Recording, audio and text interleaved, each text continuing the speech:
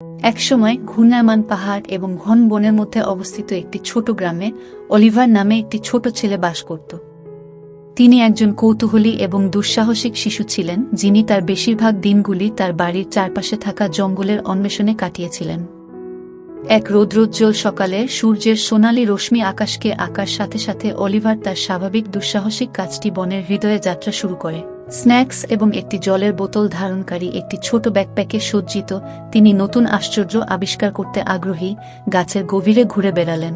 Oliver আরও এগিয়ে যাওয়ার সাথে সাথে তিনি একটি নির্মল ক্লিয়ারিংয়ে হোঁচ খেয়েছিলেন, যেখানে একটি সুন্দর হরিণ শান্তিপূর্ণভাবে চড়েছিল। হরিণ, ভোরের প্রথম আলোর মতো নরম কোটসহ একটি দুর্দান্ত প্রাণী, তার মাথা তুলে বিস্মিত ছেলেটির সাথে চোখ বন্ধ করে। একটি তাৎক্ষণিক সংযোগ ছিল, একটি নীরব বোঝাপড়া যা তাদের মধ্যে ছড়িয়ে পড়ে। অলিভার হরিণের সৌন্দর্যে বিমোহিত, ধীরে ধীরে কাছে এল, সাবধানে ভদ্র প্রাণীটিকে চমকে না দেয়। আশ্চর্যজনকভাবে হরিণটি পালিয়ে যায়নি, বরং কৌতূহলী দৃষ্টিতে অলিভারের কাছে এসেছিল। দুজনের মধ্যে একটি অসম্ভাব্য বন্ধন তৈরি হয়েছিল, একটি বন্ধুত্ব যা প্রজাতির বাধা অতিক্রম করেছিল। এই ভিডিওটি দ্বিতীয় পর্ব দেখতে হলে এখনই আমার চ্যানেলটি সাবস্ক্রাইব করে রাখুন।